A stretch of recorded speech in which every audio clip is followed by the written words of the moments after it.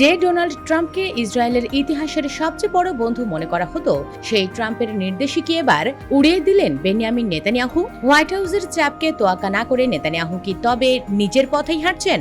মধ্যপ্রাচ্যে কি তবে আবারও পুরোদমে শুরু হতে যাচ্ছে যুদ্ধ?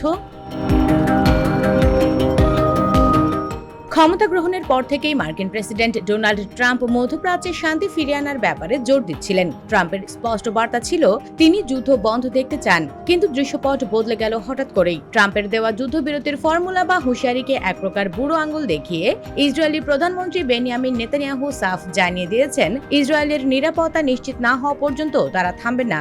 রাজনৈতিক বিশ্লেষকরা বলছেন, নেতানিয়াহু খুব ভালো করেই জানেন যে ট্রাম্পের ইসরায়েলপন্থী নীতি দিন শেষে তাকেই সমর্থন করবে, আর এই সুযোগ নিয়েই ট্রাম্পের যুদ্ধ থামানোর তাগিদকে কার্যত উপেক্ষা করছেন তিনি।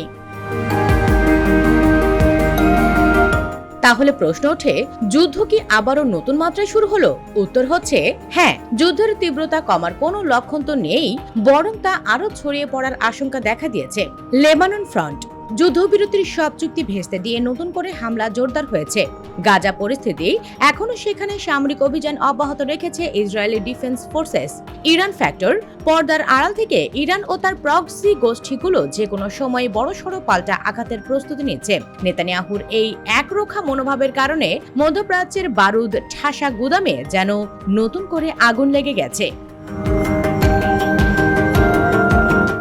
ডোনাল্ড ট্রাম্প এমন একজন নেতা যিনি নিজের সিদ্ধান্তকে কেউ চ্যালেঞ্জ করুক তা একদমই পছন্দ করেন না। নেতানিয়াহুর এই অবাধ্যতা ট্রাম্প কিভাবে নেবেন? ট্রাম্প কি ইসরায়েলকে দেওয়া বিলিয়ন বিলিয়ন ডলারের সামরিক সহায়তা কমিয়ে দেবেন, নাকি নেপথ্যে নেতানিয়াহুর ওপর চাপ আরো বাড়াবেন? তবে ইতিহাস বলে, মুখে যাই বলুক না কেন, ট্রাম্প প্রশাসন শেষ পর্যন্ত ইসরায়েলের পাশ থেকে পুরোপুরি সরে যাবে না, আর এই সুযোগটাই নিচ্ছেন নেতানিয়াহু।